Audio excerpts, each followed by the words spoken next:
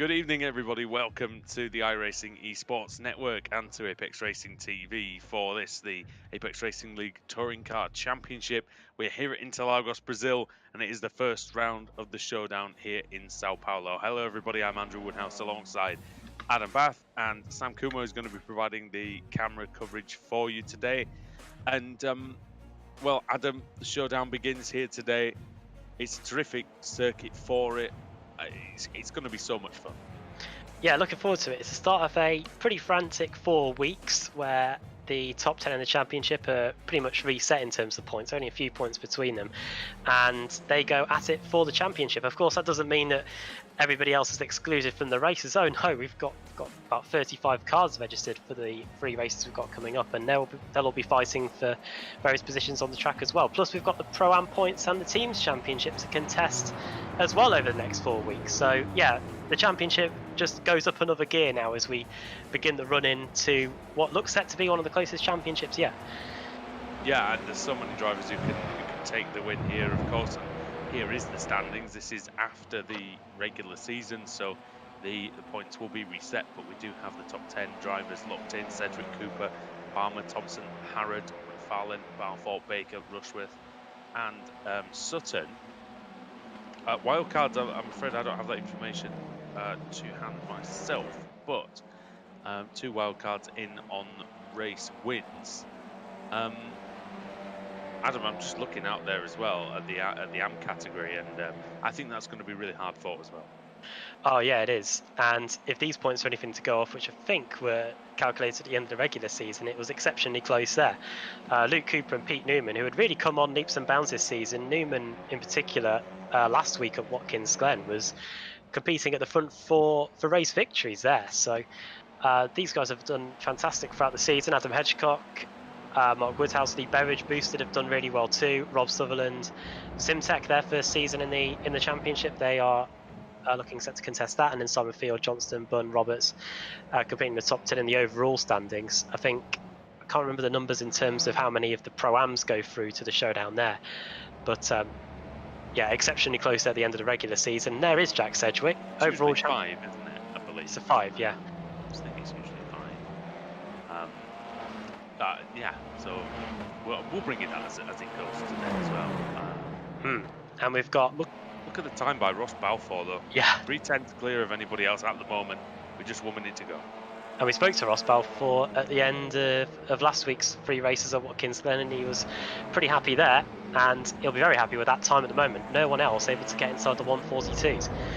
Well, the separation of times, the spread is absolutely huge, ladies and gentlemen. Sorry, he's tiny is what I meant. Sorry. Well, you've been sarcastic. No, my body clock's all over the place. So I have woken up just about an hour ago. So that's probably why brain and mouth aren't connecting particularly well. Jack Cedric goes up in 2nd place with 143.111. But if we ignore Balfour, Adam, from 2nd place Cedric to Palmer in 19th, it's just 0.4 of a second.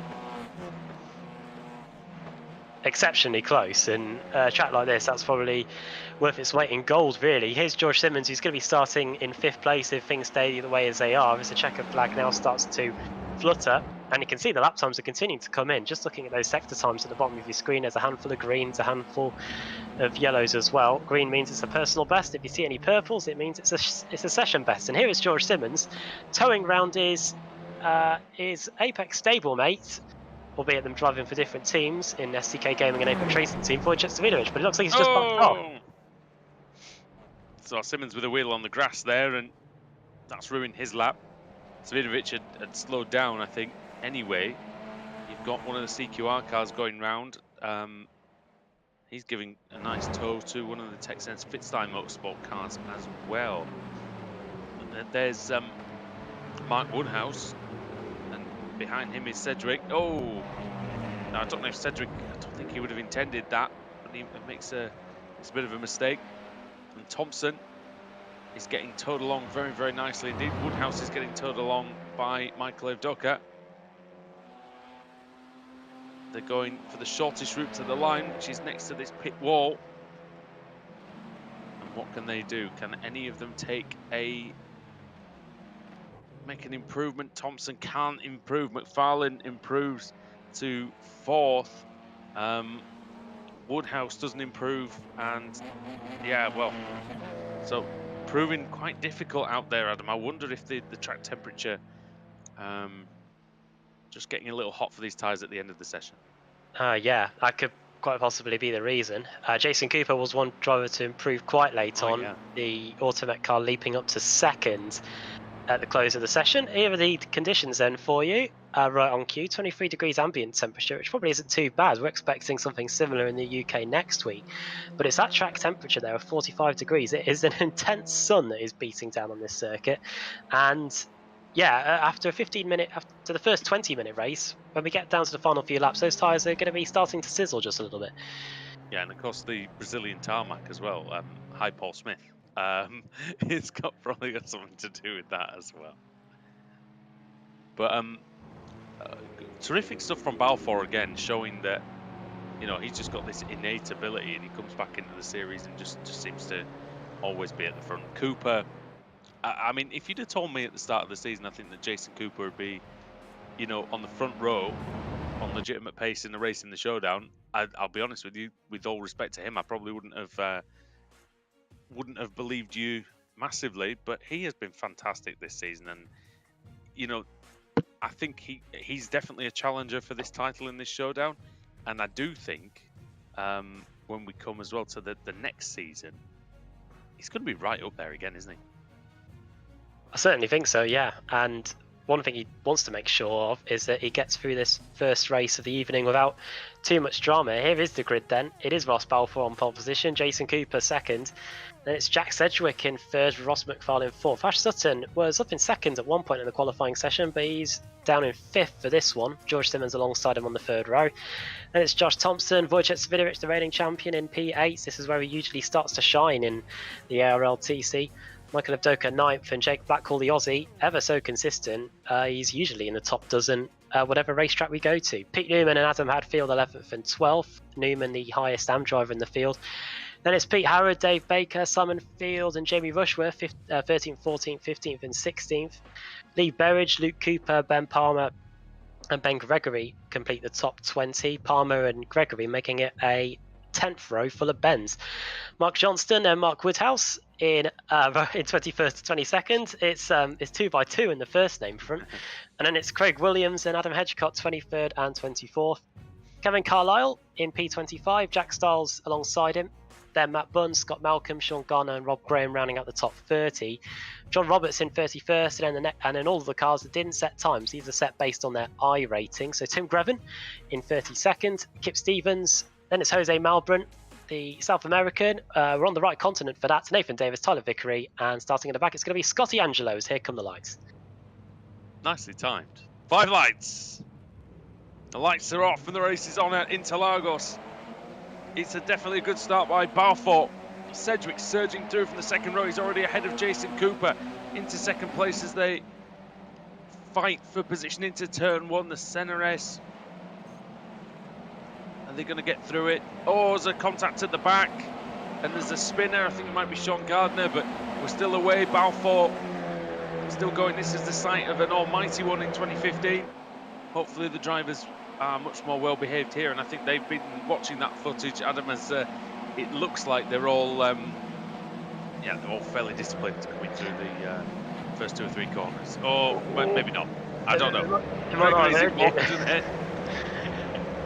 Gregory and one of the Craig Setup Shop cars up there. In fact, it was a Craig Setup Shop car that was at the Senna S, along with Jack Stiles in the Texans Fitstar Motorsports car. Williams, I think. Williams was the one in Curve de Sol. I don't know about the one. Oh, look how tightly packed it is into Laranjina. Oh, very tightly packed, and this is the thing on the first lap. It's basically a street fight, isn't it? As bit off into the wall in a big way is Kevin Carlisle. Oh, that's not what he wanted at all. The wheel goes rolling away from his Audi RS3. That was a big hit. Yeah, he really speared off. I wonder if he got the quarter panel, because that could be. Well, we'll see the replay of that in a couple of minutes, I think. But Meanwhile, Ross Balfour leading the way, Sedgwick in second. He didn't get a great run out of Junshao though. And here comes Cooper. Cooper, well, he's trying to avenge losing that second place on the start. Sedgwick's a great starter. Cooper's thinking about a look, but doesn't have a go. The 2x2 a bit further back as well. And there's Adam Hedgecock, our very own. The boosted car alongside Craig Williams, and they're going to battle now. Side by side through turn 2, Adam, and well, Williams, he had the inside, and that's key in turn 2. And there's not much room for manoeuvre around there, as opposed to what Interlagos is like in real life. If you do get forced out wide at the centre S on this version of the circuit, you haven't got much room between the track and the tyre barrier, as off goes Ross McFarlane, and he could get freight trained here by both George Simmons, there he goes, and potentially Josh Thompson. Yeah, I think it was Simmons who just got the elbows out a little bit, maybe shoved McFarlane slightly wide. Thompson trying to go around the outside of McFarlane. It's a brave move. It's difficult work if one can get it, but can he? Look how late on the brakes Thompson is. It didn't help him there. He just doesn't have the grip in this early part of the race. But he does go past McFarlane. To be fair, that's probably what he intended. Sedgwick and Cooper going through the hairpin very, very close. Look at that. Look at the battle at the front. I mean, it's all going off, isn't it? This top 6. Top 7 pretty much glued together, as you can see on the screen now. Balfour, Sedgwick, Cooper, Sutton, Simmons, Thompson, and Ross McFarlane. So, well, Adam, if this is going to be how the showdown is going to shape up, I reckon we're in for a great time indeed. There's a couple of cars who got into a bit of difficulty in the middle of the lap, but I think they're okay. Over the time line we go then, start lap 3. He's committed to the inside as Ross Balfour. Is Jack Sedgwick going to slingshot around the outside into the first corner? He's very late on the brakes, as you can see the Audi getting a bit out of shape there, but Ross Balfour holds his own through the first complex of corners. Fastest lap of the race for Sedgwick as well, and I think this pack style of racing is something we're going to see throughout the whole showdown. We start off here today in Interlagos, then we're at Suzuka next week, the East layout. We know how tight it is around there, Bathurst, and then end the season at Daytona. So, well, Suzuka East was the site of one of the first meetings that we ever covered together. I think it was the second meeting, and an epic battle between Wojciech Sudinovic and Ash Sutton, which went to the wire. And I wonder if we're going to get something similar there next week. It certainly could happen. You think the times, ladies and gentlemen, are close this week. I think when we go to Suzuka East next week, they're going to be sort of infinitesimal sort of gaps. They'll be tiny. Gonna have to get the ruler out. To measure them. And there's not like when the ARLTCs were at Le Mans and you measure the gaps with a calendar. It's a bit different. There's and of course, good luck to everybody participating in the iRacing Le Mans 24 hours this weekend. Us 3 in the commentary box included, as Sutton dives up the inside into Junshao on Cooper. Cooper holds it round the outside, and he's going to get the slipstream from the front 2 at least temporarily, which might still keep him ahead of Sutton. But we know, Adam, how good Ash Sutton is on the brakes, and Simmons is wanting to get involved as well. Could it be 3 wide into turn 1? Who knows? Let's wait and see. It's going to be 2x2. It's exactly the same for the lead. Josh Thompson potentially trying to get involved in on the act as well. If Cooper's going to try and go around the outside, he's in a late braking contest with Ash Sutton here. The next corner is a right-hander, but Sutton is going to get through, and Simmons is up the inside. And there's contact. Yeah, and very tight, and there's contact with Thompson as Thompson tries to go around the outside. They're 3 wide here. 4 wide. This is like the Irvine Verstappen Brundle business in 1994 as Cooper and Thompson. Wheel arches almost interlocking. Simmons on the inside. Simmons is trying to just send it and keep those positions, because he knows, as you said earlier on, Adam, if you lose 1 place here, you could lose 2, 3, 4, 5, 6. I mean, it's going all the way back to Jamie Rushworth in 14th. And the top 2 have said, or the top 3 I should say, have said, see you later guys, I'm then now 1.8 seconds up the road after all this. Yeah, and put that into perspective as well. Sutton and Cooper were side by side in turn 1, so in just half a lap, 1.8 seconds has been gained by Ash Sutton. Up the inside here goes the TechSense Pitstar Motorsports car, sliding its way into Pico to Pato. Goes Simmons is round again, and he's got hit from behind from Evdoka. And one of the CQR club cars has to take evasive action there. That was Jake Blackhall. Oh, it's Blackhall and nearly hitting Svidovic. Going through Magulo. Wow, it's all action here. And every time there's a fight, another 5 cars from behind join the fray. It seems to escalate, doesn't it, as the battles unfold? Everybody wants a piece of the action here as they fly past the start line. Oh, well, sorry to interrupt. I noticed that Balfour and Sedgwick were side by side, but not any longer. Oh, Simmons again sideways into the wall this time.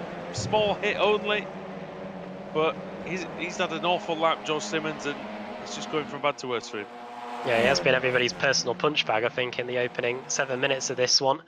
Collided with Jason Cooper earlier, who I think Josh Thompson has just got by. Yeah, in the background of the shot there, the Josh Thompson car up into 4th place. Cooper down to 5th. Thompson representing Craig's setup shot. But yeah, Balfour, Sedgwick and Sutton, then this is going to be the battle for the win. You would think anyway. We're not going to rule the others out just yet, but I only really see Thompson getting back to this group, Adam, if these guys start battling, and the jury's out on that one at the moment. Yeah, especially if they start fighting in corners which either precede long straights or come straight after long straights, because that's when they're going to start to lose the most time. Especially for this corner. So through John Cat we go, which is incredibly important in terms of getting the best possible exit, because you're onto one of the longest straights on the circuit. Problems with Michael Adoka, who's dropping down the timing order. Not too sure what's happened to him.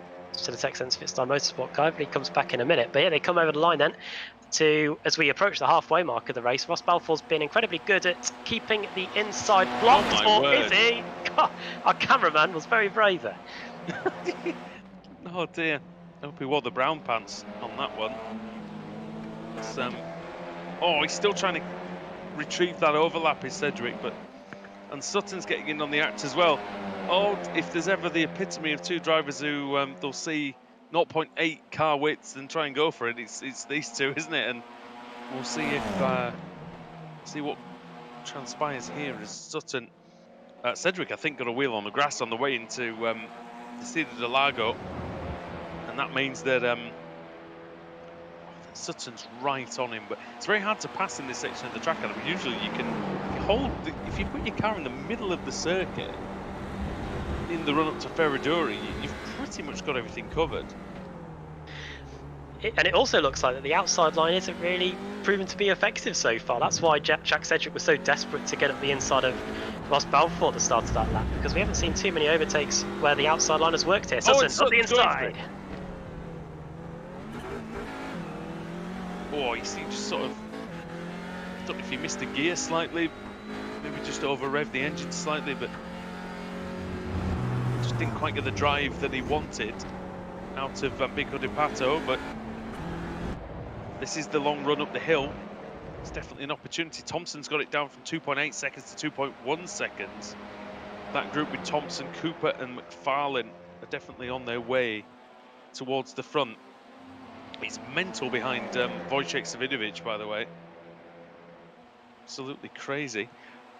Because we'll see that in the background as there's Balfour just late enough on the brakes, Adam, so that he doesn't get challenged really into T1. But here's that's Jamie Rushworth trying to go through on Adam Hadfield. Very close here in the fight for spot in the top 10. You could see on the timing screen. Newman, isn't it? Sorry, it's Newman and it's Palmer, isn't it? Sorry, not Rushworth. Hadfield and Rushworth were swapping places left, right and centre on that previous lap. You could see them, their names just swapping over on the timing screen on the left-hand side of your picture as we look here at Pete Newman, highest Pro-Am driver in the field, and then behind him there is the aforementioned Hadfield and the side-by-side Rushworth and Harrod. Well, it really does illustrate what we were talking about in qualifying, of just 0.6 of a second separating the top 20 pretty much. And yeah, we knew it would be very close come the race. We're on board with Adam Hadfield. We're looking back at Jamie Rushworth, Pete Harrod trying to go round the outside. still, Hadfield maintains the place. Where's Pete Newman? Well, he's 8/10 ahead of us at the moment. So Hadfield, Adam, is certainly wanting to be looking forward rather than back in this situation, because the more he looks in his mirrors, the more... No, he's not a... The more he looks in his mirrors, the more he's going to sort of lose time to the little gaggle in front. Oh, here's the battle for the lead. It's raging again. Over the line we go then. Watch out for Sutton. He's going to go up the inside. Balfour's been too busy looking at Sedgwick, has he? Sutton straight up the inside into the first corner. Oh, that's a brilliant move. Double overtake from Sutton. And that is the quality of the man right there. We know that he's got the ability, but he shows it on more than one occasion. And 2 overtakes done. These 3 could be scrapping for the rest of the race, surely. Ross Balfour's like, what have I done? I've gone from first down to third. It could be second. Up the inside he goes. That's one of the positions back, as they all go very wide. In fact, track limits advisory then, is it, boys? Balfour clips the grass as well on his way back on. That means he's lost that second place again. Yeah, so he tried to get it back. He got it back for all of them. Oh, Balfour absolutely stuffed it up there. Stuffed it up the inside on Sedgwick. Oh, Sedgwick's coming back at him. This is brilliant. It's like Kubica versus Massa here at Fuji all those years ago. Oh, yeah. Yeah, minus the rain and the continuous contact.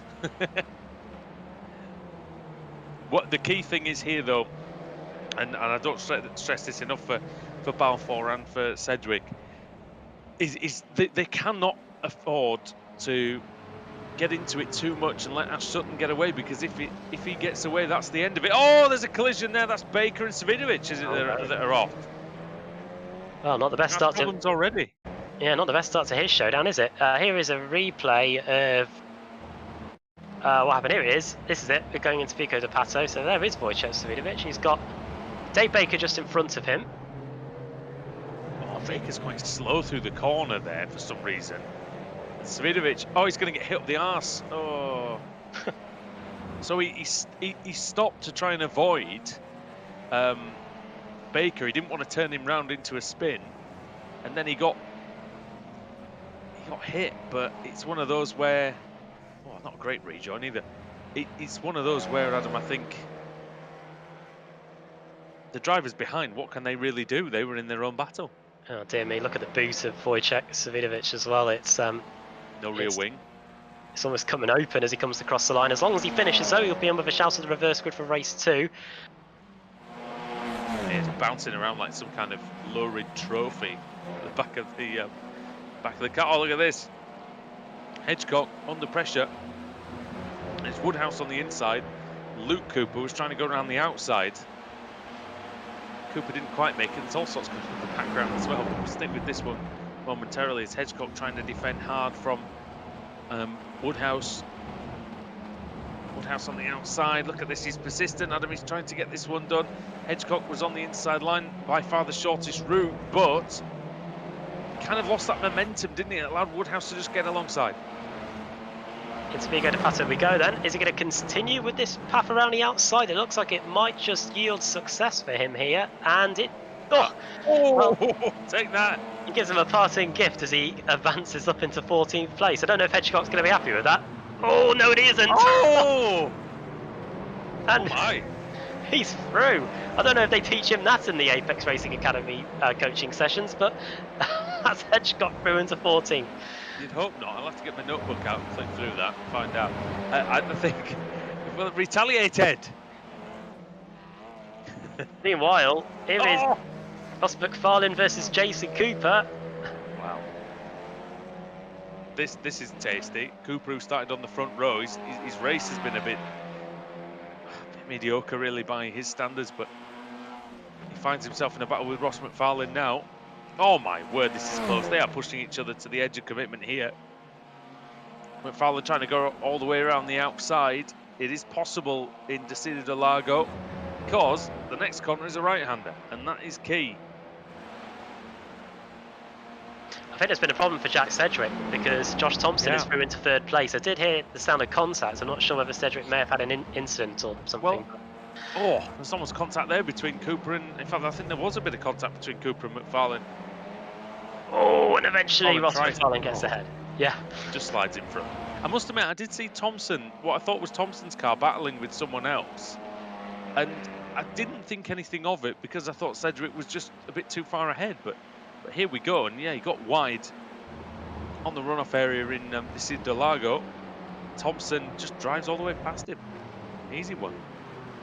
Oh, McFarlane. It's not over yet, is it? Oh! I mean, it might just be now as Cooper gets a little bit of the AstroTurf and a little bit of the grass and has to lose the place this time. So yeah, McFarlane 5th, and here comes the battle for the lead then, as we have just over 2 minutes to go around here. Yeah, England versus Northern Ireland on this one. Balfour, you can see the car sliding underneath him as he tries to wring every millimetre out of that Audi RS3. He's got a great run though through turns 2 and 3. Well, this could be a great opportunity for him going down the Retroposta. Sutton immediately gets over to the inside line. It is a left-hander that's coming up. The outside line does work around this corner though, but I think Sutton should just be ahead enough, yes he is, so that he can turn and still with the corner. I'm still waiting for someone to do Trulli and Suthill on this straight, and then turn up at the next race meeting with diagrams and everything. I don't know if you're blind, but to explain why they're wrong. And this is, well, we'll see. And look who's joining the party, Adam. It's only taken him a lap or so, but he's got his head down. Josh Thompson, and he's right on this. This is 3 of the best in the game, at the top of the game, and we should just sit back and enjoy it. I think, you know, we've got 2 laps to go, Adam, and this is going to be a grand slam finish. Really. Yeah, I think Thompson's going to have one shot at it, really. He's going to have to use this front straight to close right up, and then he's going to have 1 lap to try and get by and hope these lot continue their squabble. I think whatever happened to Cedric, he's lost a whole lot of straight line speed because he's down to 6th place now with Cooper and with Cooper also getting by. But this is what we're focused on. It's a fight for the lead, and it's a fight for the first win of the Showdown. So points have never been more important here as Ross Balfour starts to line up Sutton for another attempt. If we had a white flag in road racing, it would be vigorously hammered down by the iRacing flagman at this point. This is the final lap, everybody. Sutton on the inside, Balfour on the outside. Balfour's trying it. And like I say, you've got to get up pretty early in the morning to outbrake Ash Sutton, but he is alongside still, Adam, in turn 2. Oh, through curve of the soul, this is music to Thompson's ears. He's just going to close this gap up straight away. Here he comes. He might even try and go for the lead. Is he going to go for the double overtake as well? Then we've seen it happen once already. Sutton defends the inside, sorry. He comes back to the middle, boxes Thompson off, but Balfour steams around the outside. Oh, has he gone too far? Well, that's going to... Oh, bang! Well, they somehow survived that. Balfour's now going to have the inside line for the Ferradura. Well, that was almost the Trulli and Suthill business, wasn't it? That we were talking about. Oh, contact! Balfour sideways. Can he get it stopped for the corner? He can!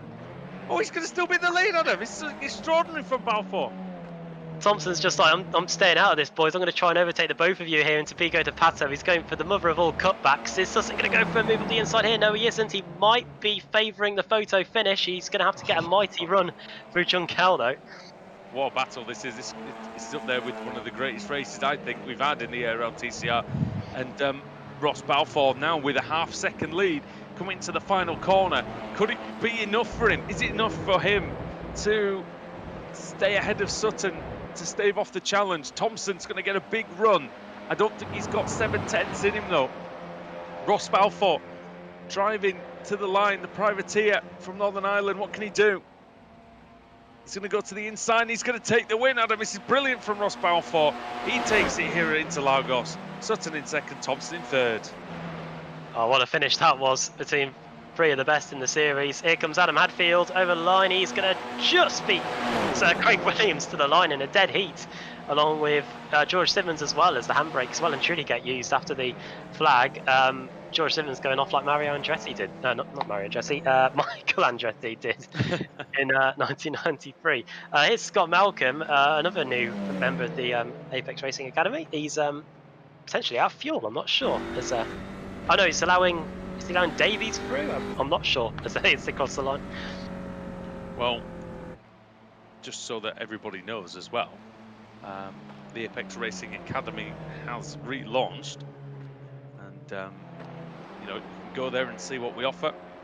ApexRacingAC.com. You can go to that one, and you can sign up today if you like what you see here, and if you want some help in any of the cars we've got I think it's over 20 cars covered. So yeah, please go and check that one out.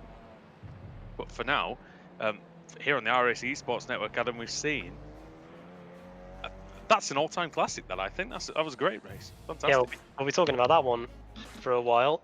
Yeah, Ross Balfour looked like he'd lost the lead at one point when he got done by a brilliant move up the inside by Sutton at the midway point of the race, and then there were numerous times on that final lap where we thought he'd lost it. He was off at Interlagos, rejoined, and somehow managed to stay ahead of Sutton. Then he got hit by the CQR Pure Sims car, and then he managed to somehow stay alongside going into the Lamborghini in the middle of the circuit. So a brilliant drive from him. And now we've got to turn our attention to the reverse grid. We'll do this first before we bring you the comprehensive finishing order from this first race of the day. And it means that we've got to bring in for the first time tonight Sam Kumo, who's going to get the Wheel of Fortune up and tell us who's going to be on the front row for race 2.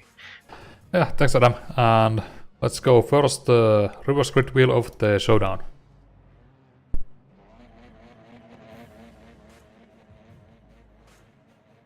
And it is spinning, and we get a good one. It is full -1. Full -1. So that will be Jose Malbrin on the pole for race 2. The Argentinian is going to be at the front with Wojciech Savidovic alongside him on the front row.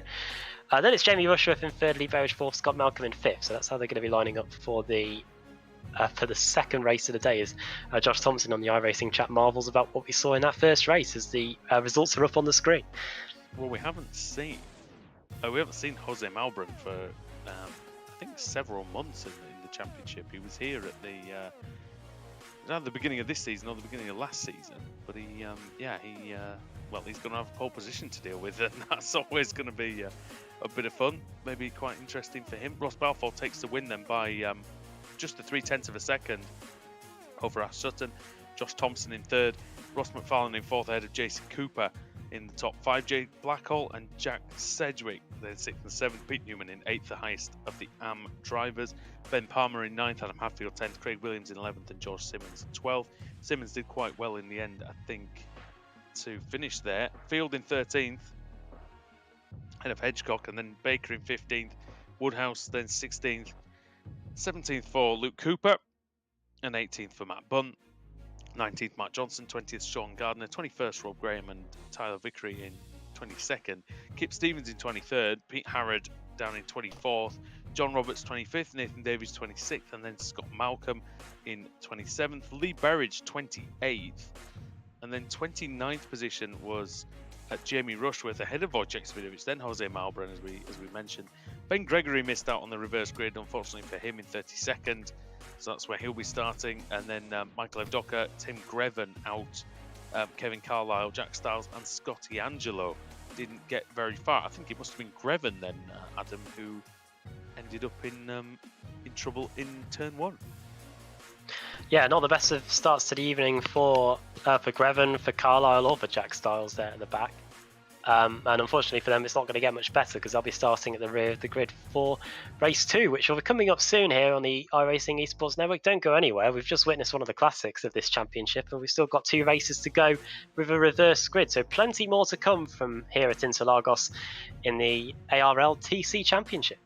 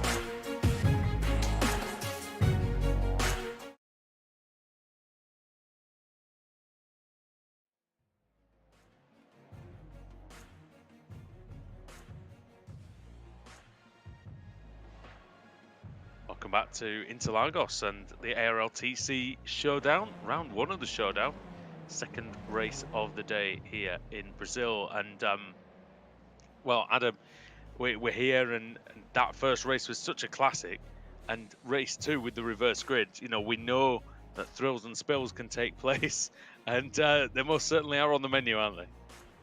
Definitely. Let's just hope that we can keep it to the same standard as what we saw in race 1, and hopefully it won't end in tears, potentially. But we're going to have to wait and see, because we have got a full -1 reverse grid, which means we've got Jose Malbrin starting on the pole, and alongside him the reigning champion Wojciech Savidovic. So this is going to be a pretty interesting second race, as here is some of the grid. Rushworth 3rd, Berridge 4th, Malcolm, Davis, Roberts, Harrod, Stevens and Tyler Vickery completing the top 10. I think we got to speak to him last time out at the Watkins Glen as well, to Tyler. Top dozen completed by Rob Graham and Sean Gardner. And then Mark Johnston, Matt Bunn, Cooper, Woodhouse, Baker, Hedgecock, Field and Simmons completing the top 20. And of course our winners from race, our podium position drivers, I should say, from race 1, Thompson, Sutton and Balfour, 29th, 30th and 31st. So a lot of overtaking to do. Yeah, and well, overtaking definitely possible here. If you get stuck in the pack, it can be quite tricky. We'll see the rest of the field sort of cycling through on the screen. 35 cars, or 36 cars look like they might be starting this one, but it's Jose Malbrin then, who is on pole position, and let's see what he can do. Can he outdrag Wojciech Savidovic? It's going to be a tall order, but let's see. Lights are off, race is on. It's a good start by Malbrin. He's going to maintain the lead into turn 1. Maintains it by quite a way, actually. He can just take his normal line, which is ideal on the first lap. Wojciech Savidovic slots into second place. There's already a crash at the back, and I'm not quite sure who that was. It might even been Jack Styles possibly off. And here we go anyway. Malbrin down the back straight in the Retro Poster. Savidovic has got a good run, Adam, and he looks like he's going to come through and take the lead. Is Jamie Rushworth going to follow him through, though? Up the inside goes the reigning champion, and he does take the lead. Malbrin gets forced out wide. They both go off, and Jamie Rushworth might be able to capitalise. I think he will. Oh, Rushworth into the lead then. Terrific stuff by the veteran. And talking veteran experience, not really veteran in old. He won't thank me for that, I'm sure. As Lee Berridge goes into 3rd place. He's trying to get through. Oh, the boosted driver goes very deep into the hairpin, and he manages to keep it. There's all sorts of squabbling going on in the middle of the field, going around these tight switchbacks, and it's a big Di Pato. Malbrin gets 3rd place back from Lee Berridge. Yeah, I don't know what... Nathan Davies, look. Yeah, the Welshman trying to go around the outside here. He's a long way from home as he tries to get past Lee Berridge, who tried to go for a move up the inside, it looked like. That just wasn't going to happen, and he had to allow Malbrin back through. The cars that were off at the centre S, by the way, it was Tyler Vickery, who we saw when we were running through the grid starting inside the top 10, and Rob Graham as well. They got stuck together at the centre S. In fairness to Davies, Wales is closer to Brazil than England is, but, well, some of it is. And Malbrin's car, I like the look of that. Nice looking car. But he won't like the look of Lee Berridge going through into 3rd place, that's for sure. And Malcolm and Harrod getting quite close personal in the first corner. And we've got Savidovic versus Rushworth. I think Ash Sutton is off. Ash Sutton, I think he was off, and he's dropping down. He's losing out to Evdoka, he's losing out to Styles. And many more as well, Adam, at this point. A lot of lap light flashing going on. Oh, it's very close there into the Interlagos. You can see Josh Thompson's in there, Ross Balfour as well, the race 1 winner. And I think Rushworth and Savidovic too are all going at it. But there's Craig Williams in the Craig Setup Shop car, Jack Sedgwick in the foreground of the shop too. So some big names here, and they're all outside the top 20. They're trying to break through this huge gaggle of cars and try and get in there. I think Williams' tactic might be to give the car in front a seizure, to be fair. He's slashing the lights that much. We'll see what happens if he can get through that group. Just flashing them away, it'd be so distracting to me. Oh, and well, Rushworth just didn't get the drive there, did he? And Wojciech is through. Yeah, they've been side by side for the whole lap, and it was just on the exit, Pico de Pato.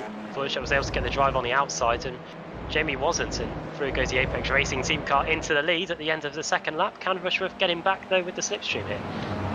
Well, he's going to attempt it, that's for sure. 0.3 of a second is the gap. And I wonder if... Look at this, he's very close. Just, yeah, inches away from the back of Savinovic, but Rushworth maintains the gap. Yes, these cars look similar from a distance. They're not teammates, we can show you. Davies is round. Oh no, that's a bad rejoin. Oh, bad rejoin, and that's Hedgecock out, I think, probably. There's a Team Mad car, I think, that hit him as well. Yeah, it's Woodhouse, I think, with no lot of damage. wing. Yeah, major damage. I'm sure he's going to make it back to the... Well, he might make it back to the pits, but probably not much further. Davies just misjudging the rejoin completely. Problems Probably needed to just hold the brakes and stay put. There's Ross Balfour, race 1 winner. Adam, and he's going round the outside of the stricken Rob Graham, it looks like. Oh, it's Adam Hadfield, sorry. And I think Rushworth was back in the lead briefly. Oh, he is back in the lead. So it's roles reversed from this time a lap ago. So the CQR Pure Sims car, well, he was in the lead briefly as Wojciech Savinovic just go back up the inside into Pico de Pato. This is really encouraging for Lee Berridge because he's just ever so slowly closing up to the back of them now that this is all taking place. Yeah, he's just driven right up to them as Berridge, hasn't he? And maintaining an offensive. Savinovic leads by half a second, but again, it's going to be difficult to maintain that gap. Pete Harrington, 4th place, 2.5 seconds behind. He's got his hands full with Luke Cooper, Johnston, Malcolm, Baker, Roberts, Simmons. They're all in there. See that pack just coming past the front of our shot, but Savinovic still leads. And this is the battle of 2 drivers, Adam, who were there 6 years ago when we started covering the series. Both won titles, both won many races, and well, looks like it could be between them and Lee Berridge, as Jose Malbran might be in trouble, and I think Malbran is in trouble. Here's a replay then to see what happened to Jose Malbran. This is going into the Senna S. Was in 11th place. Oh.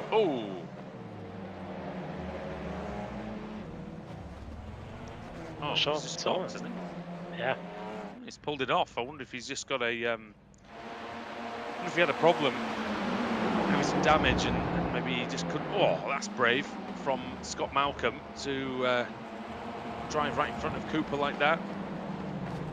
Oh, Cooper hits him. And then Simmons hits Cooper. I think Johnston hits Simmons. It's all kicking off here in the middle of that.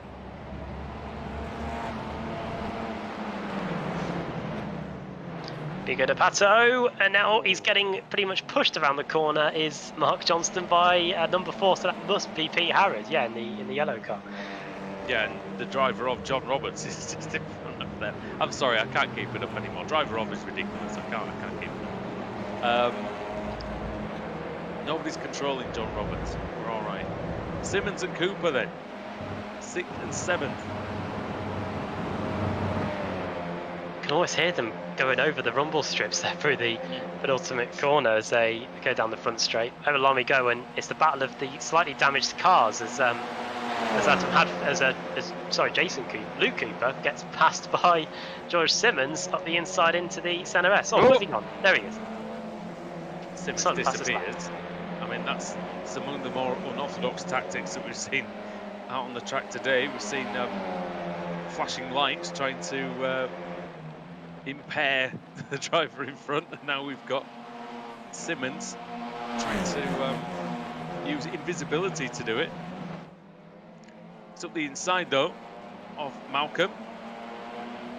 Malcolm should hold on to 6th as he is on the inside for Ferradura, but what can sometimes happen is he can get boxed in here, especially if Simmons decides he wants to take the tighter line in, which he does, and that does just that, Adam, and allows Cooper to get the momentum, but it's not over yet. John Roberts hits Malcolm. Oh, and Johnston hits Roberts.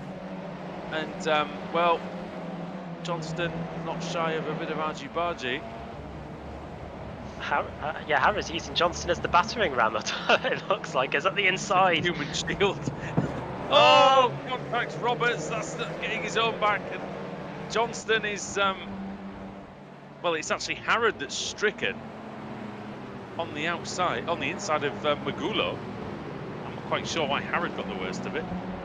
He's on the outside of it all, wasn't it, when Johnston got clattered into, and yeah, he had to bounce across the grass and get back out onto the track. He's now down in 17th place after all that. As here come the race one crew. Gallery, isn't it?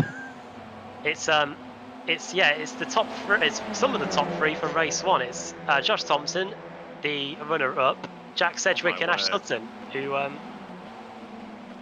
Oh, Sean Gardner's going for it all, I think. Oh, no! Oh, there goes Jack Sedgwick, facing the wrong way, in front of the camera. Tipped into a spin. Gardner put it all on red, and it came up black, and lost all his money on that one.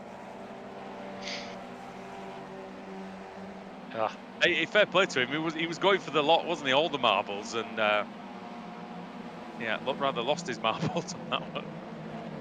Racing roulette. God's not looking down on him there.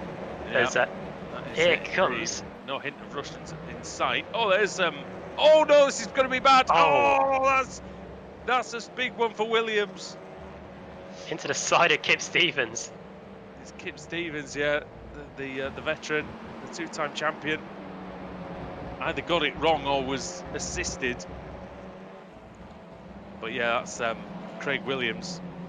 Copped an absolute big hit there.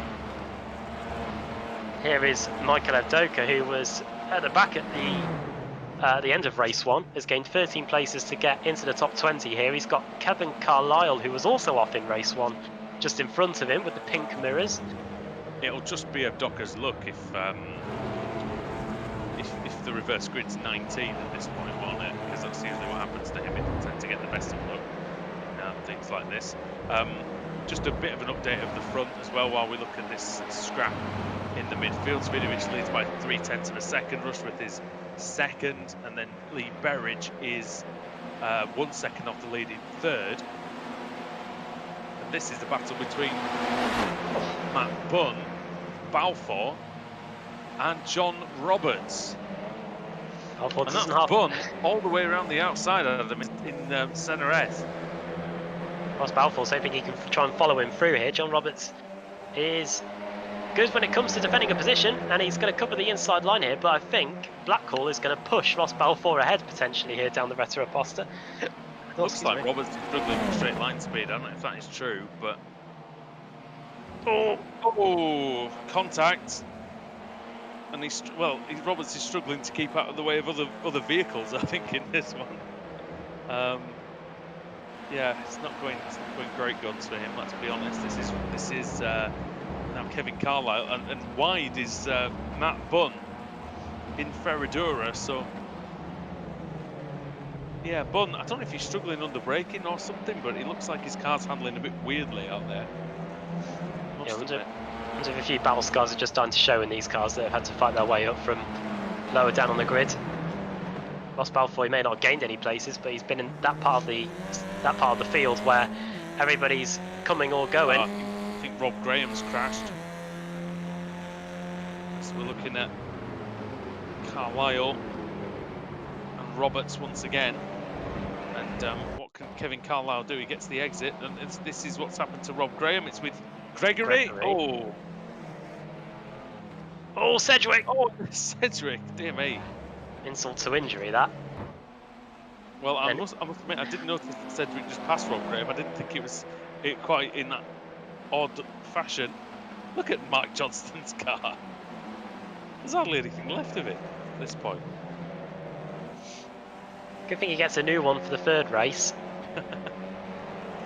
It's resembling more the small Audi RS3. It's been crushed in so badly at the back. It's been TT'd. I don't know. Yeah, that's it. Well, he's about to be Ross Balfour because yeah. This is Northern Ireland versus Northern Ireland. Oh, you know he's got the Irish flag. Mark Johnston, but I'm sure it's the Northern Irish flag on the front of his car. I could be completely wrong there, Adam, because I do have the eyesight of a bat that's been stabbed with a fork. But yeah. That is a Northern Irish flag, I'm pretty sure. On Mark Johnston's car, I should say. But it's got the Irish flag on our timing tower, which obviously, again, we're not going to get into that because that's potentially problematic. But that's just explaining for the viewers at home, at least. Oh, what was sideways is Ross Balfour. Not that we're above any controversy here on the channel, by the way. One guy that we know that does love his Audis is Alex Simpson. He'd be able to tell us all the various different models as here comes. He's got one of these, hasn't he? Have we been in the same? Is it the estate? Maybe. Did they do an estate? I don't know. Let us the small one. He might have the small one, I think. It's Craig Williams then. He's still flashing lights. I wonder if his light button is stuck. They were flashing before the lights went out. Yeah, at this point, that's the only explanation, is that he's either jammed or like the dog sat on it or something and it won't move. Oh, this is close. That's for the lead. Rushworth and Svidovic just having a nibble at each other, but well, Rushworth still on the inside into Ferradura. This is good for the former champion up against the reigning champion. Rushworth hasn't won a title since 2014. He'd like to get another one here as he goes up the inside into Larangina. Wojciech comes back at him. From a distance, Adam, you'd be hard pressed to tell these cars apart, actually, but they, we promise you, they are different teams, as we said earlier on. It's the perfect. Yeah, I'm going on the red mirrors of Wojciech and the purple mirrors of Rushworth. Yeah, that's it. That's one thing in the series. One thing that we love about iRacing is, you know, obviously, for those who are new to the series or haven't really seen much of iRacing before, well, first of all, welcome. It's good for you to be with us, but second of all, you know, you can paint the cars however you like, and a lot of the distinguishing features on for a lot of the drivers are different coloured mirrors. And I must admit though, Adam, I much prefer a team to have to run the same livery with different sort of indicating features than all running different ones. If they all run different ones, for some reason it really just confuses me. See the news about NASCAR, I think, in moving the driver numbers. Where are they going to move them to? A bit further back on the car. Doesn't make any sense, really, but there you go. Wonder why that is. Is that something that sponsors in, is it? Yeah, there's more sponsorship, I believe. Wow. I've always thought it's pretty iconic the way NASCAR does its sponsorship. As this is Thompson, and he's got a damaged car. He's trying to take on Scott Malcolm into this Interlagos, and he does, and also coming through is Sutton. So Sutton and Thompson resuming their battle from the first race while charging through the field, and they've both gained 23 spots, which is very, very impressive indeed. No, I think there's always something great and simple about a giant number on the side of a NASCAR. If you ask me, I think F1 should try and adopt something like that with bigger numbers. But you know, I don't know. I don't know what the right answer is there. 3 minutes. I mean, we've seen it. Sorry. No, finish your point. I was going to say, we've seen it in the past, haven't we, in testing, that people have run like big numbers on the cars, and there's a lot of concept liveries going around. But yeah, I don't know. I think anything that makes things a bit more distinguishable is great for me. Just under, well, exactly 2.5 minutes to go here as Pete Newman shapes up Luke Cooper in a fight for third in the Pro-Am category. And it looks like he's going to do it, is the CQR Sim Sports car. Yeah, through we go. So too does go Ross McFarlane. In fact, he wants Pete Newman's spot as well. He has a look at the inside into the centre S, but finds that the CQR Sim Sports car is going to be a tough adversary to get by here. He was good on the brakes there, wasn't he, McFarlane? Really nicely controlled as well. Svidovic and Rushworth, by the way, still 3/10 apart. We've just got 2 laps to go for them, so going to see the conclusion of that one very, very shortly as we look at McFarlane. And tell you what, another story that's developing. There might not be anything in it really, Adam, but Baker's only 7 tenths behind Berridge, so I do wonder if Dave Baker might be able to get on the action at the front, maybe get himself a little bit of the bubbly. Well, it is on offer. Not in terms of reduced price, it is on offer in terms of it is available to him. There's, in fact, when Sam put up the gap graphic on the timer screen, it was just 1.6 seconds covering the top 4. So it could all concertina up in the final lap, which we're about to start now. Yeah. No, if anything, the podium gets harder to get as the race goes on, rather than cheaper as it goes along. Well, indeed, and Berridge has held on to it for quite some time. I'm impressed with the pace that he's shown in this one, that's for sure. But is his bubbly going to be in jeopardy from David Baker? And well, I'll tell you what, there aren't many drivers who I think you'd want sort of gaining on you less than Dave Baker, because I think he's just one of those, if you make one mistake, he's through. We've all raced against Dave. I think he's crashed into you a few times, Adam, but I think that would still count as racing, I think. But we'll blame it on him, at least for those ones. But oh, he's having a look late on the brakes. What can Jamie Rushworth do here, Adam? What's his play? Do we think a move into one of the hairpins, or side by side for third? It's tough to keep an eye on both at once, but oh, they're swapping places. Berridge and Baker. Berridge is still on the inside. Is he clear? No, up the inside goes Dave Baker, but Berridge might just be able to use the run on the exit potentially. No, and Baker's through into third place. He is for now anyway. Oh, Berridge is having a look up the inside again. If we have the, we're fairly close to having the Hamilton-Albon crash there, but here we go then, final corner for Wojciech Svinovic. Can Jamie Rushworth get this run up the hill?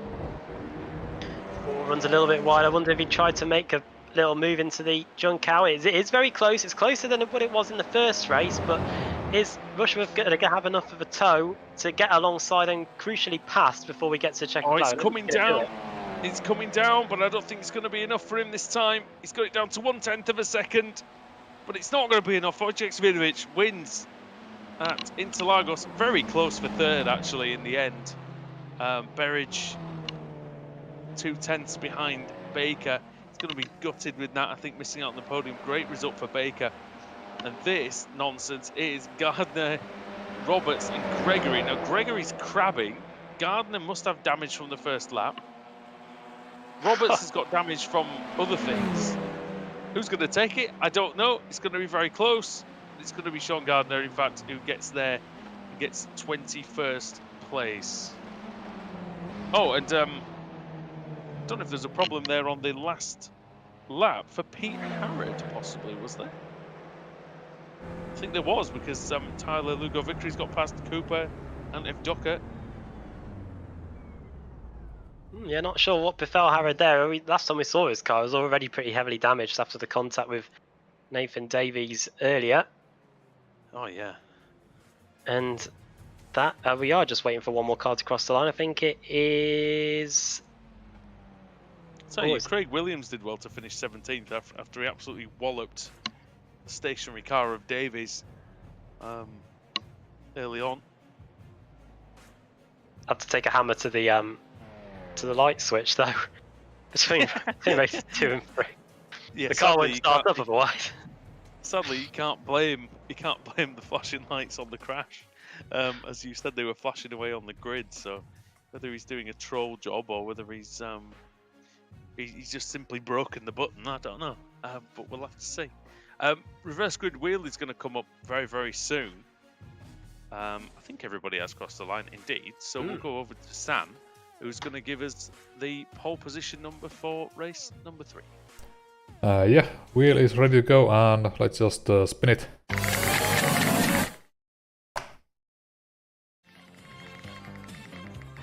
Okay, that was a bit loud, but at least it's spinning. That's good.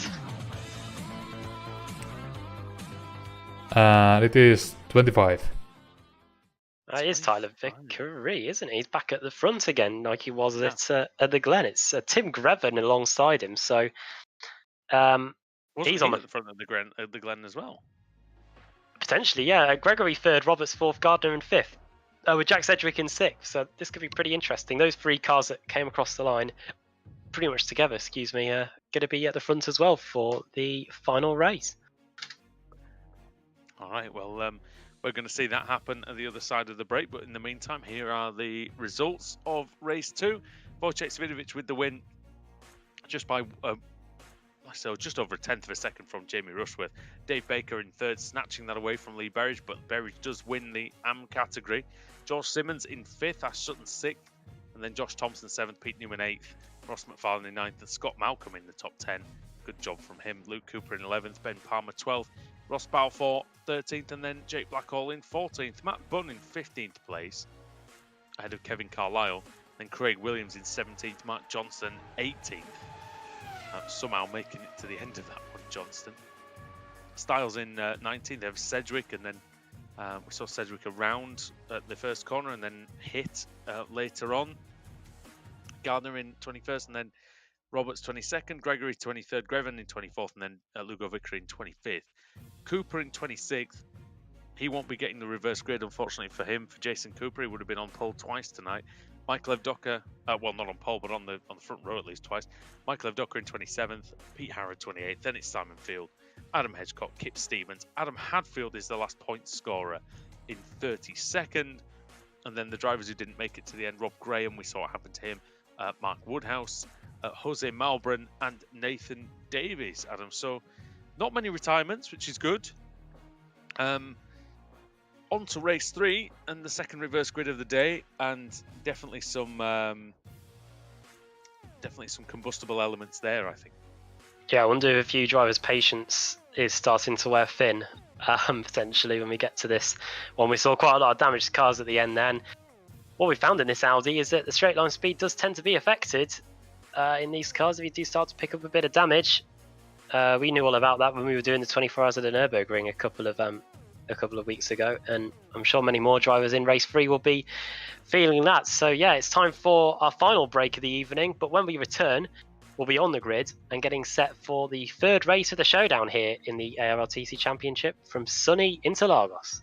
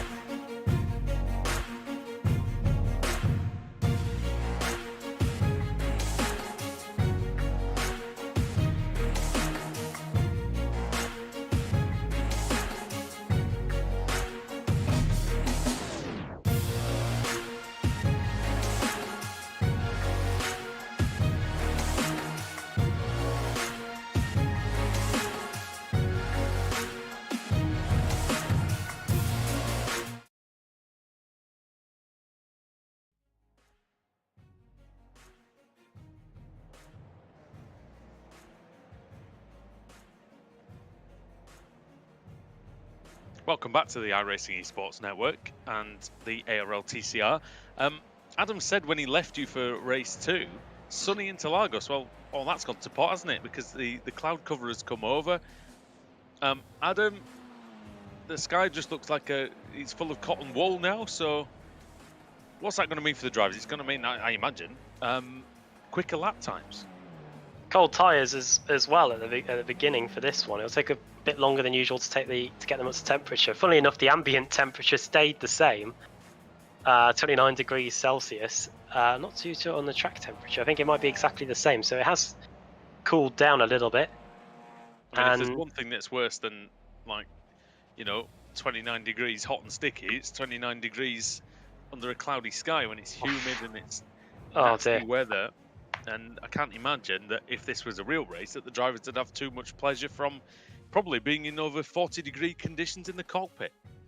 Definitely not. Well, Curse of the Commentator definitely did strike, and it even applies to the weather as we get down to the grid. No. Tyler Vickery starts on the pole then. It's Tim Greven alongside him on the front row. Then it's Ben Gregory and Roberts on row 2. Sean Gardner in 5th, and then Jack Sedgwick in 6th. And the top 10 rounded out by Jack Stiles, Mark Johnston, Craig Williams, and Kevin Carlisle. So we've got Americans bookending the top 10. Then it's Matt Bunn, Jake Blackhall in 12th. Then Ross Balfour, Ben Palmer, Luke Cooper, Scott Malcolm, Ross McFarlane, Pete Newman. And then the top 20 completed by Josh Thompson and Ash Sutton. Those two gained 23 places in race 2. If they want to get to the front here, they're only going to have to gain 19 each. So watch out for them. Potentially Wojciech Savidovic starting in 25th place as well, so he's got some work on his hands too. And starting at the back for this one's going to be Nathan Davis. Here come the lights. Here we go then. Vickery, Greven, Gregory. Let's see what's going to happen here. Race is on for round 3. Pretty good start by Tyler. He's struggled with the starts recently, but gets away well here. See Jack Sedgwick making a big move on the inside. He's trying to get past John Roberts. Can't quite do it this time, but might make it work. Oh, CQR car into the wall. Jake Blackhall. Looks like he's out of the race already. I think Scott Malcolm is involved in something as well. He's stationary. Oh, big damage. Big damage. Some great start by Vickery though, Adam. He's really, that's probably the best start I've seen him do in a while. Yeah, definitely. Managed to get it off the line this time. Ben Gregory made lead. Sorry, Adam, something's happened. There he is. And it is going to be Gregory. Is he going to sweep round the outside? He's going to try, but Tyler Vickery's back up the inside. Please don't get together, guys. You've had such a good qualifying. You don't want to throw that away straight away. Not in front of the whole field, anyway. Here comes Sedgwick up the inside of Greven. Vickery round the outside of Gregory. Oh yeah, Jack Sedgwick's on the prowl. It's never a good sign for his competitors. McFarlane making places, as is Palmer. Great start from the American though. Williams hasn't fixed his lines. He shouldn't be banned from the championship. He's going to be able to see where he's going. Well, intermittently anyway. Here comes Ben Gregory on the run to the line, and who's going to lead the first lap here? It could get 3 wide. Are we going to go 3 wide? He thinks about going 3 wide. It wouldn't have worked well in a night race for him, would it? No. But here we go anyway. He'd have a strobe light, wouldn't he? Yeah, here comes Sedgwick. Sedgwick and Gregory then going into battle in turn 1. Gregory carries a lot of apex speed. Can he get the exit that he desires to try and force the issue with Sedgwick? Tim Greven around looking for the outside. He might go to the inside for Interlagos. John Roberts is out in no man's land as he's sort of alongside Kevin Carlisle. Greven's having a look. Greven's going for it. Oh, he's out of control. He loses it. And then I think he taps Gregory, and Gregory has to bail out. But again, aggressive driving by Greven. Takes no prisoners out there. Carlisle ahead of Vickery, so P4 for Kev. Simmons dropping down. What's happened to the SDK gaming car? Who knows? There he is. He's just lost by a lot of places.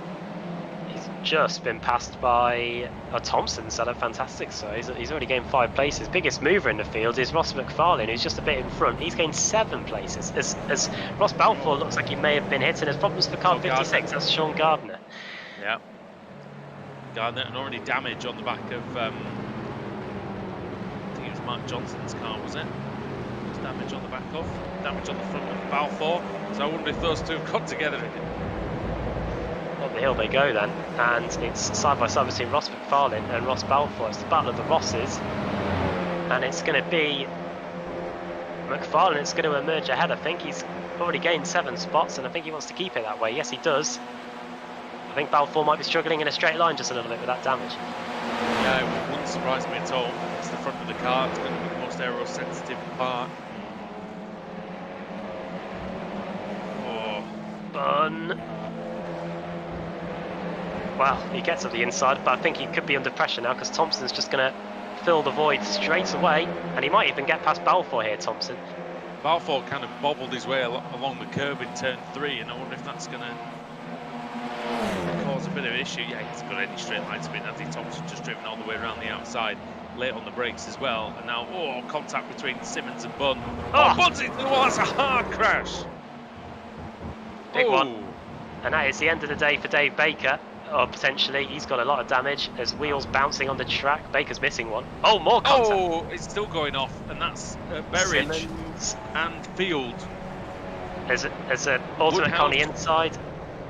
Woodhouse as well for Team Mad. Palmer for CQR. Well, here it is. A huge one. It carried on after we left it, didn't it? Well, Bunn gets spat into the tyre wall there. That's the angle that he doesn't want. Oh, more cars involved on the outside as well. Another CQR car, pure sim car. Sorry, sim sport car involved. I think Newman. And I think what happened carries on, doesn't it? Look at that. Davies off. I think what happened there was Simmons' car looked like it broke, and Can we see it again?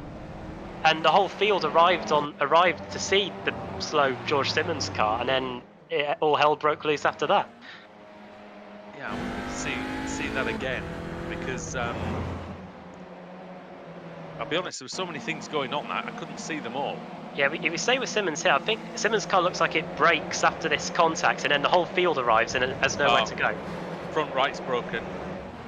And then here comes everybody else. Help! That full chat, and Savinovic gets... Savinovic tries to thread the needle and it doesn't work. I think he survives, and he actually doesn't hit anything, which is unbelievable, really. That's when you know you won 6 titles, when you get looked like that. Davies ended up off. All sorts of things going on. This is the Craig setup shop battle now, and Williams is up into 2nd place, ahead of Greven. Bizarrely, Greven flashes lights at Williams. So, unfortunately for the rest of us, he's found that button as well. So, it looks like he's stopped the lights now. But Williams up to 7th position. Sorry, up 7 positions from where he started. Sorry, is the thing for him. While this battle's been going on, Jack Cedric's managed to increase his gap to 3.3 seconds now, so things are going very well at the front. And there he is. We did mention Trulli and Suttle from 2009. That accident wasn't too dissimilar from it, with cars going off all over the place at that particular part of the circuit. Oh yeah, it was going on left, right, and centre, wasn't it? There was all sorts happening on the way up to Ferradura. Where's the battle now? Then it's the Gregory Carlisle battle, isn't it? 3rd, 4th, and 5th. It's the battle for the public.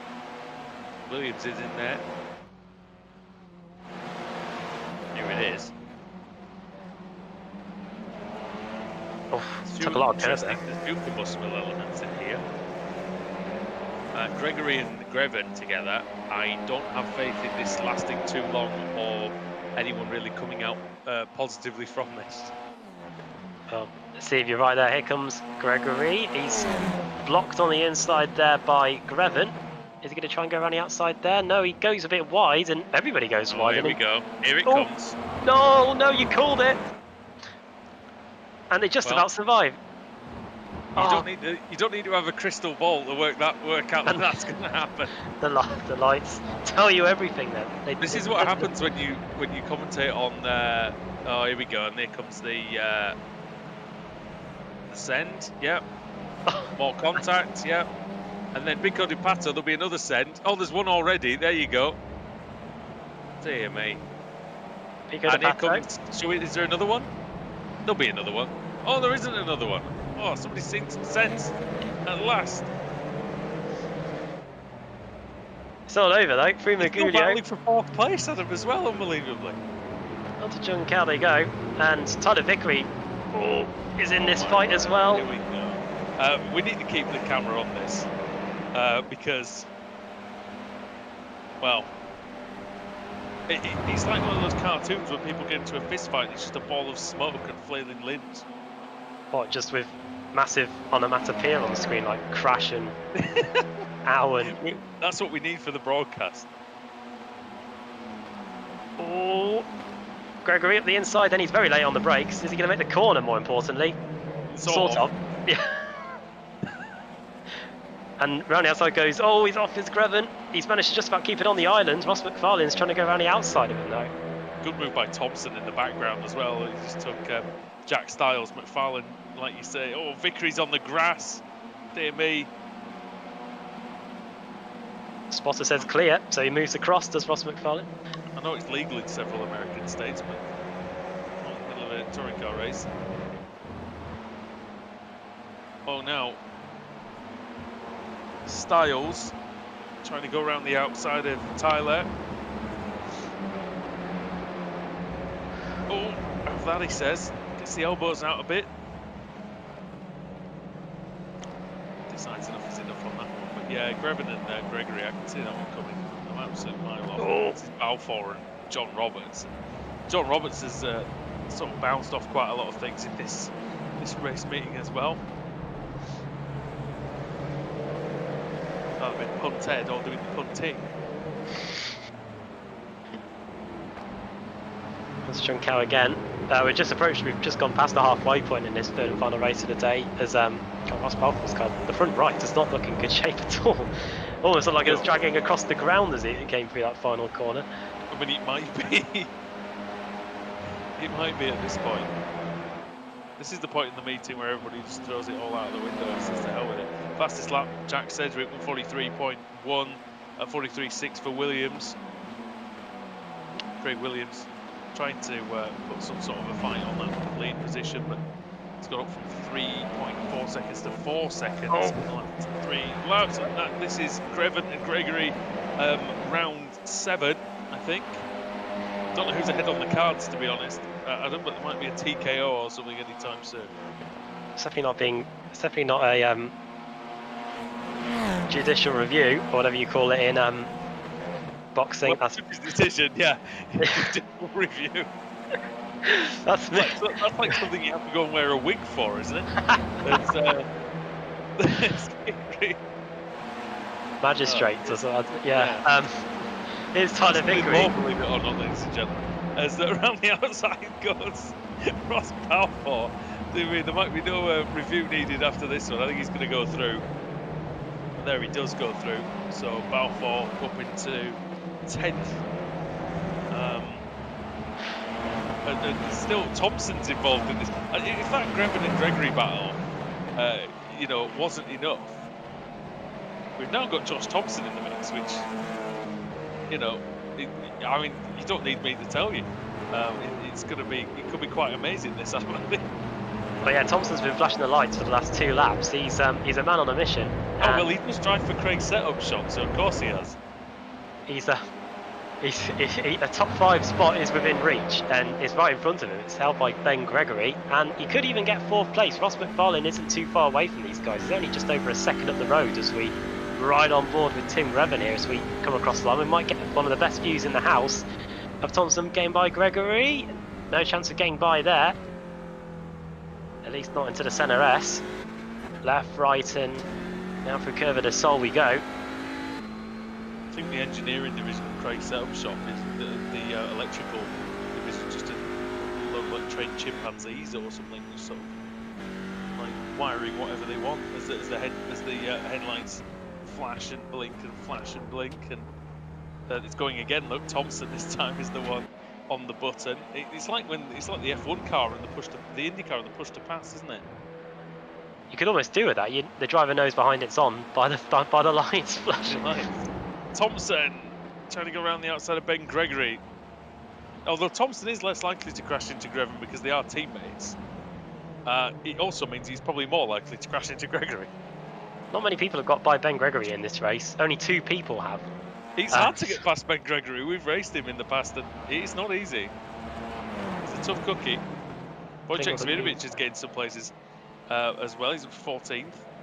That's despite going off the track quite massively earlier. He was off in a big way, wasn't he? It's part of that big accident in the first few laps. Gregory, though, we've got to give him a lot of credit. You know, we have a bit of a joke about him, and you know, we do like to have fun with him. But he did win the AMP category on a controller a few years back. That's 6 years ago now. So he can race well. He's very quick, and sometimes I do think, Adam, sometimes he doesn't get the results that I think his ability warrants. He won the Pro-Am Championship in this series on a controller many years ago. I did just say that, to be fair. I know. Yeah. It's worth saying again.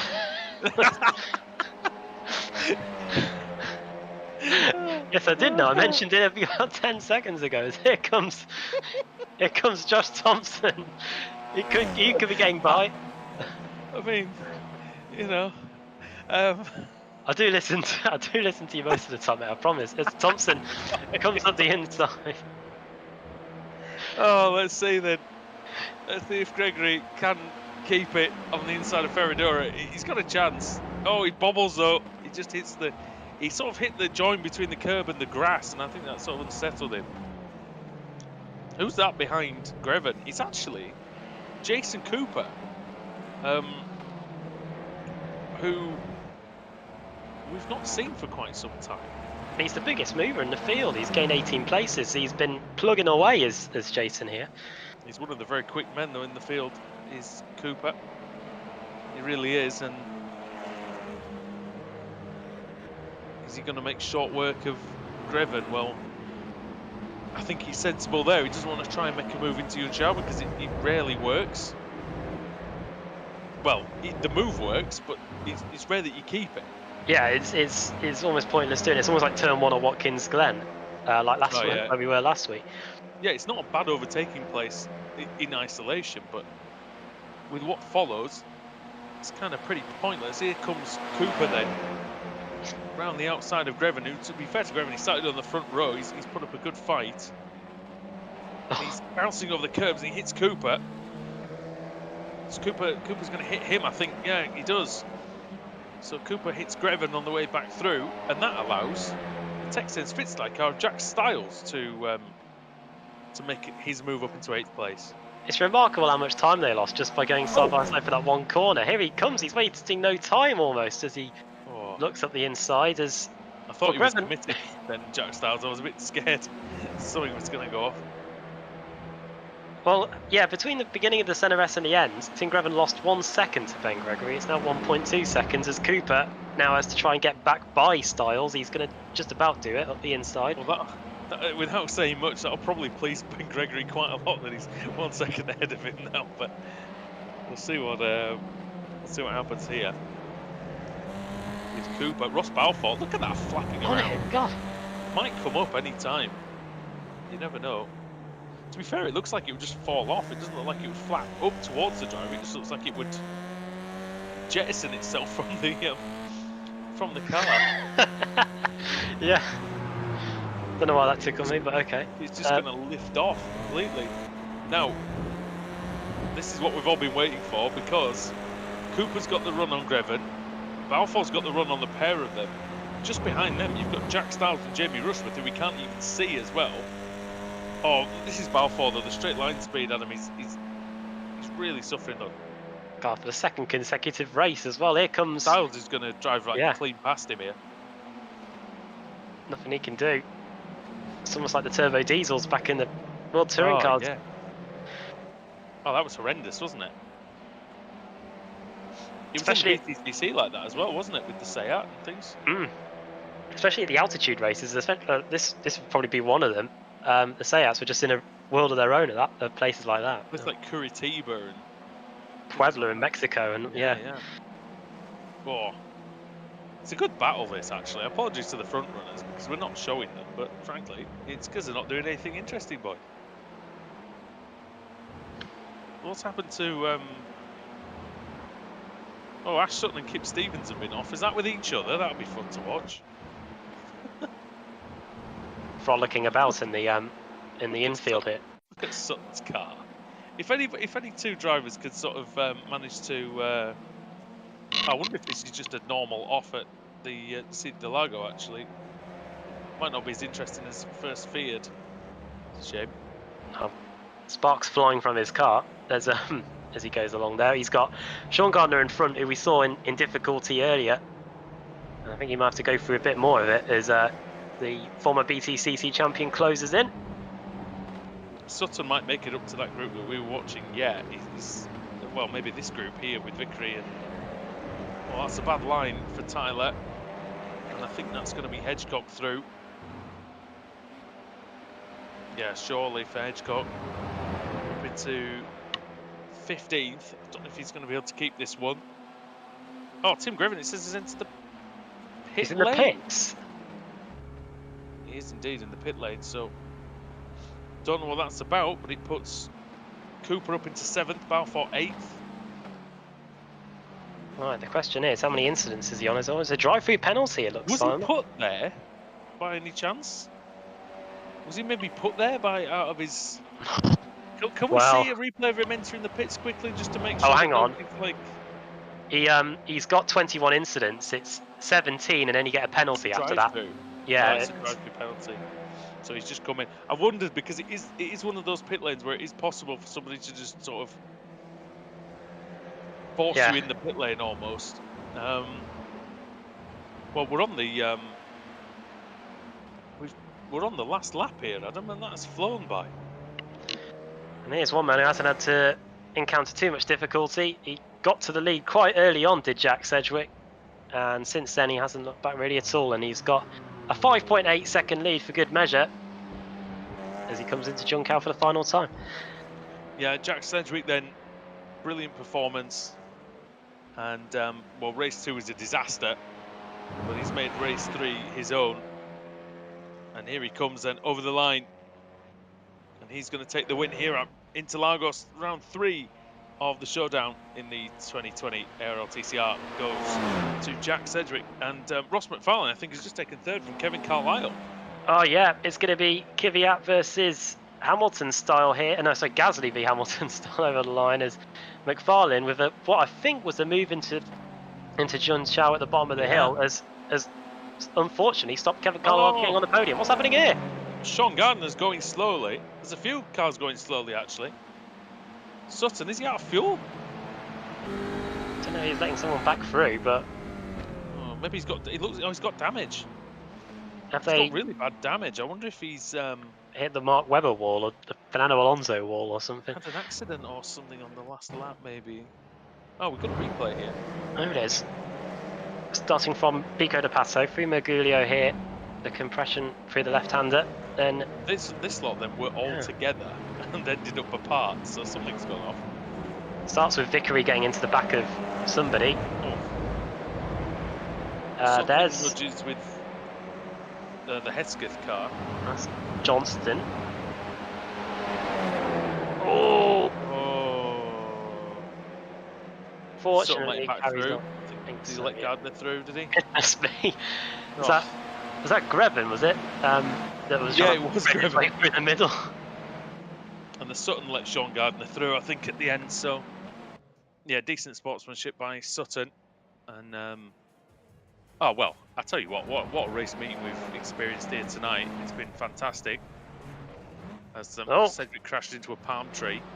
But there's you don't see that every day, ladies and gentlemen. But yeah, fantastic race meeting, Adam. And we sound like a broken record, really, but it's always fantastic when we come back here. Yeah, we've been covering this championship as a whole for 6 years now, and we just can't step away from it. And neither can we stop racing at the circuit either. I think we've been here pretty much every year we've been doing it, and I think that's why they put it in the Showdown. It's one of the fan favourites and one of the drivers' favourites as well. And next week we go to, well, completely the opposite, in Suzuka East, where there pretty much is no room to breathe at all. It's just one front straight and then endless turns through the famous S's and then back onto the front straight to start another lap. We'll preview that in a moment, but first the race results are on the screen, and it's Jack Cedric that wins, with Craig Williams second and Ross McFarlane completing the podium with a very late overtake on Kevin Carlisle. He'll be quite sad about that, I'll imagine. Josh Thompson completes the top 5, then it's Ben Gregory in 6th. Not many people got by Ben Gregory, only 3 people to finish 6th. Jason Cooper 7th, Ross Balfour 8th, Jamie Rushworth 9th, and Jack Stiles completing the top 10. Wojciech Savidovic dodged a bullet, or many bullets that were flying at him through that middle sector when that big crash unfolded. He finished 11th in the end as a reward for that. 12th for Michael Evdoka, then it's Adam Hedgecock and John Roberts. Tyler Vickery in 15th place. And then Mark Johnston and Tim Greven, despite picking up a late race penalty for picking up so many incidents, finished in 17th place. Kip Stevens 18th in the top 1.5 dozen there for the reigning champion, former champion I should say. 19th for Sean Gardner, and Ash Sutton finished where he started in 20th place. 21st for Jose Malbran. Dave Baker somehow managed to get the car to the finish. That car was in bits when it went flying off into the wall on the exit of the Silla de Lago. Lee Berridge 23rd, Pete Harrod 24th, Rob Graham in 25th place, and then Ben Palmer just over a minute behind in 26th. He and Mark Woodhouse were very close on the run to the line there. Woodhouse was buried in the tyres as well at the start of the race, I think. No, that was Scott Malcolm. Apologies there. Pete Newman 28th place, 29th for Nathan Davis, 30th for Adam Hadfield, 31st for George Simmons, who first had the contacts at Silla de Lago, and then everybody ran into the back of him when they came through the left-hander and saw his SDK gaming car there. Matt Bunn 9 laps down, Simon Field 10 laps down, Luke Cooper out early on, so too Scott Malcolm. He was that Team Mad car that we saw parks in the wall at the Centre S, and Jake Blackwell was also there. Those two did not have very long races at all. They were out within seconds of the lights going out. Yeah, and Josh Thompson joins us now. Josh, welcome back to the commentary box. It looked like an absolutely fantastic night's racing to be a part of. Yeah, take us through your evening. I'm speechless, to be honest. Best meeting of the season for me, and it comes in the Showdown at round 1 when it mattered the most. So yeah, I kind of got lucky with some incidents what happened. Race 2, turn 1. Obviously, race 1 as well, with the top 3 battling so hard. I just managed to get a lucky podium out of it. So yeah, finally got a bit of luck on my side. Just got to hope it carries on for the rest of the season going forward. Am I right in thinking you have an actual life spotter for this week? Yeah, I had Carl, one of the guys who I've known for quite a while. He does a bit of oval spotting, so yeah, I just thought it'd help with the Showdown. Obviously, it matters now the most. It definitely helped in race 2. In turn 1, there's a massive pile up, and lucky enough having him, that bailed me out. So I couldn't actually see anything because I had Ash in front of me. We were just seeing you bouncing off a couple of cars in turns 1 and 2 in race 3. In that race, you came from 19th on the grid. How did the overcast conditions change the race for you? To be honest, it was actually kind of nice. Startly. Obviously with race 1 and 2 being really hot, it's kind of nice to have a bit of grip. The issue is, because you're so used to being so hot, it takes a bit longer for the tyres to go up. So you would see lap 3 or 4, people would go into like turn 4, for instance, or turn 1, and we just lose the rear end very easily. I did it in race 1 in the heat, so lucky enough I could back up a little bit and just take a bit more time. But I think, yeah, to be honest, it was better being cold than it was so hot. Race 1 was okay because obviously it got hotter and hotter through the race, so you didn't mind it. But race 2, I think it was like 48C to start with, and yeah, it wasn't pretty. In terms of the rest of the Showdown, then you must be confident after the performance tonight. Yeah, I was thinking before I was speaking to Craig before it all started. You need to maximise your points at the first 2 races. Here in Suzuka, I think it's where we go next, are very important because after that we go to Bathurst and Daytona. Daytona, anyone can win it. They're in the train. And Bathurst, all it takes you to be caught up in one pile up down the mountain, and you can lose 40 points. So you need to nail these 6 races here and then at Suzuka to make the most of the showdown, which I think I managed to do here quite nicely. Yeah, we've seen some almighty pile-ups at Bathurst over the years, and yeah, anyone can win there as well. Josh, before we let you go, if you want to do the usual, give you a shout out to your sponsors, your friends and family, whoever. Yeah, so obviously you guys, firstly, for the broadcasting, great as always on the Esports Network. We'll give you all the later, admins, thank you. all the admins for the league, they did a great job, obviously, getting everything sorted. Carl, who was my spotter for the race, I can't thank him enough for jumping on for doing this. And then obviously Williams Esports, Craig's Help Shop, and then Chill Blast, Team Razor, BenQ, PlaySeat, Fanatec, and One All Sports. Lovely. Well, thank you very much. Adam, have you got anything for Josh before he goes? No, just a well done, mate. I probably would have needed a real life spotter as well if I was out there.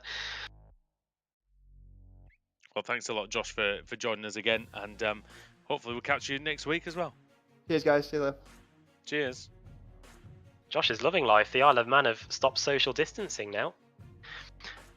Well, to be fair, isn't that just them anyway? Like, it's quite a rural place, isn't it? So, not quite spread out anyway there. I don't know. You've been there a few times, haven't you? Yeah.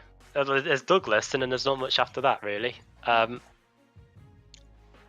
it's a lovely place, though. Hopefully, and again, you know, we do say it, and we were saying it all over through the last so many weeks. It's kind of lost a bit of focus, but you know, everybody still needs to stay safe and do what you can to you know, protect against the virus, and obviously, you know, if it involves staying in and watching Apex Racing TV and the iRacing Esports Network, then you know, we completely subscribe to that course of advice, shall we say. Here's Lee Berridge joining us with Adam. Oh, Lee, welcome to the commentary box. Hello, second week running. Oh yeah, it boosted. I'd say it's been an interesting night again for you. 23rd in the third race, but tell us about your race meeting as a whole. Race 1 and race 2. I remember you getting right in the thick of the action. Yeah, I don't know what was going on tonight. Obviously, first week of Showdown. I'm pretty certain that there was an announcement just as the race started that someone at the back of the field had coronavirus and everyone was trying to escape them. It was just, you know, elbows were out from turn 1. Race 1, I picked up huge damage, and I think I went from 17th, and by the end of the straight on lap 2, I was down to about 30th. But you know, that played into my hands really, because I finished ahead of Wodge, and it put me in, I think it was 3rd or 4th for race 2, and yeah, it was 4th because I can't remember who I overtook, but managed to hold on to Wodge and Jamie, and they were battling a little bit, and I thought, please don't battle too much, because I could see Dave come in and George and Ash, and I thought I'm just going to get swallowed up, but managed to hold on. It was a great race 2, and then race 3 was yet again another repeat of round 1. Yeah, did you manage to avoid the big wreck early on in race 3? I was literally, I think I was the 2nd or 3rd car as that was happening and unfolding, and just, it was a Days of Thunder moment. Because all I remember, Adam, was there were two blue boosted cars crashed. I think Field was in it as well. Possibly. Yeah, so Hedge braked to avoid it, but of course he announced it as he was braking, but I didn't quite brake hard enough and gave him a little love tap. We do like our Hedge. It's all your fault then, isn't it? Basically. No, it's not. No. And then Simon lost it and hit into the side of me, and again, I just picked up damage. I'm not blaming the team. It was just one of those. No. No, but no, I'm absolutely over the moon with round 2. That for me was the highlight of the season so far. That was such a good scrap, and to be able to hold on to the lead pack like that, and even actually consider trying to put a move on them. But I just played the sensible game and stuck with them, stayed in their draft, and it paid off. Or can we let the good times roll all the way through to Suzuka next week? That's the question. Oh, I hope so. I don't know if I've gained or lost anything tonight. It's a bit of an odd round. I don't know. I don't know how I've done. I don't know if I've done well or not. I'll have to have a look. Just quickly, Lee, before we let you go, does it give you confidence a race like that, race 2, for the future, that potentially you can kick on and maybe make that a more regular occurrence?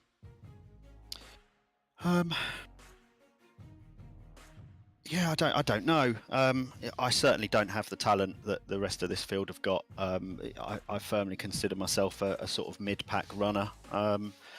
But every now and again, I find a track, and strangely, I don't like Brazil. But I've had this happen a couple of times. Tracks I don't like, I do better at.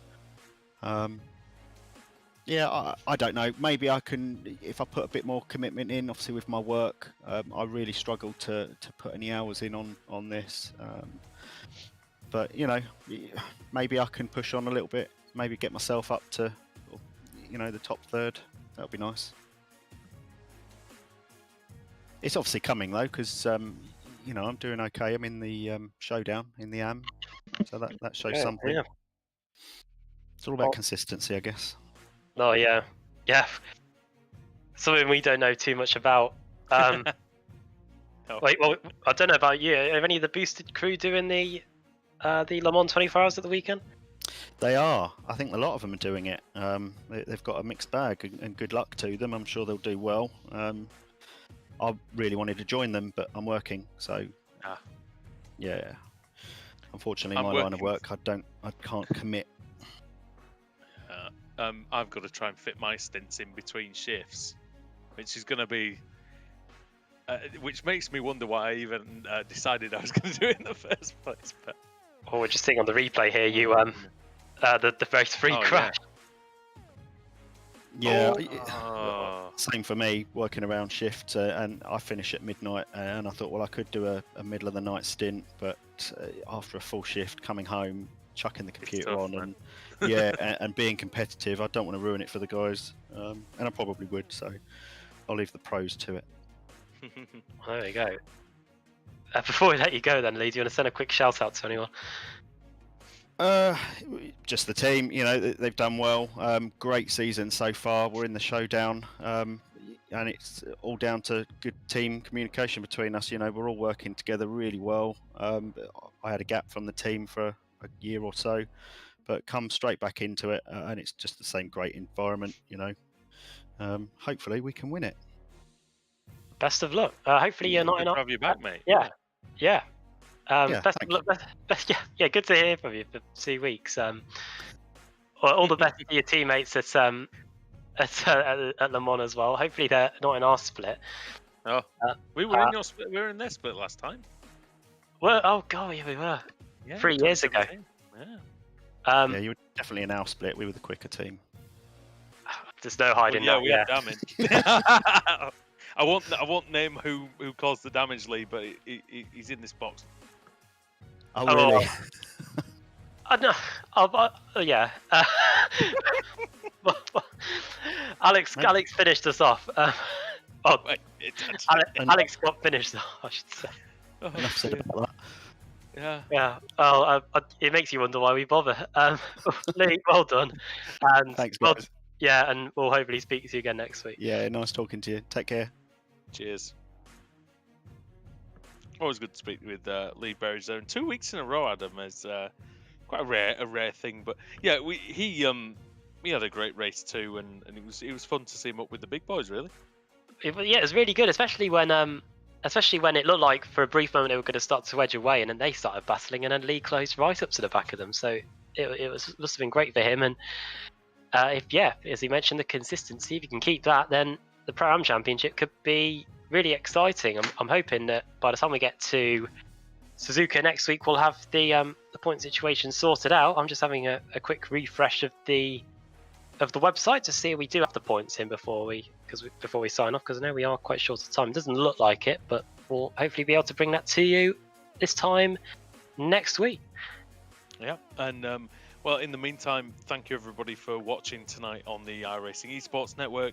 and on the Apex Racing TV's YouTube channel as well. We wouldn't be doing this if people didn't watch it, so thank you very much for that. And well done to everybody tonight. Great driving. We just loved every minute of it. It's always great when we come to Interlagos. So from Andrew Woodhouse and Adam Bath and Sam Kumo, who's provided great camera work as usual, it's goodbye from us this week, and we'll see you at Suzuka. Good night.